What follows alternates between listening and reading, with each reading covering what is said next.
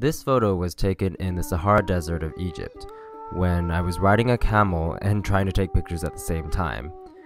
Suddenly, my camera made this terrible crunching noise, and I realized that it was so hot that the film actually melted inside. Later, in the darkroom, I saw that the melting had actually left this really amazing fogged effect on the right side of the frame. And that's when I realized that digital will never be able to replace analog, because these kinds of happy accidents just wouldn't occur. You know, making a digital print somehow just lacks in the spontaneity and tactile sensation that I think is so important to my art making. Watching an image emerge from the developing tray of a darkroom, that's probably the closest thing I've ever seen to magic.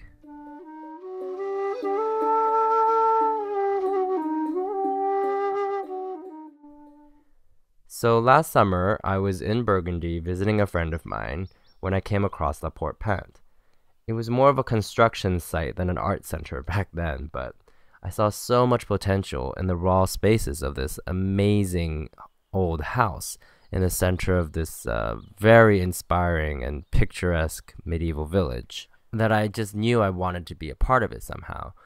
So we went to the back of the house, and I saw by the barn this kind of small, unassuming structure, but it just totally caught my attention, and I knew that it was destined to be the home of a future darkroom and alternative processing lab. So I returned home to New York for about a month and a half, applied and became artist in residence at La Porte Peinte, where I've been since late September of 2011. La Porte Peinte Centre pour les Arts is located in Noyers-sur-Serein, just 2 hours from Paris. It's one of the 100 most beautiful villages in France, and honestly, every day when I wake up, I kind of feel like I'm living in a fairy tale. There's really something very special in the air here. The countryside has just such vibrant, creative energy that you just soak it all in. Everywhere I turn, I just keep seeing another scene, another moment, even more beautiful, that I want to capture, document, and share. Now that winter has finally started to thaw, it's time to get to work. This is going to be the future alternative processing lab. I'm going to put in a new sink, some counters, a negative drying cabinet, a UV light for alternative processes like albumin prints or cyanotypes, and cabinets to store all the chemicals. And upstairs is the darkroom.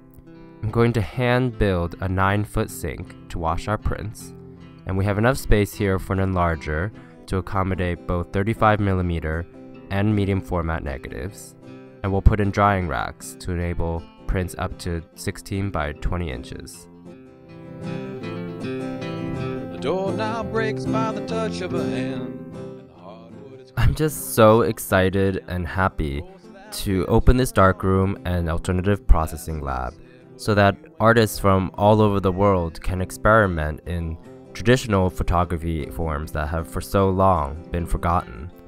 So thanks for your support in helping keep the rich legacy of this medium alive for generations to come.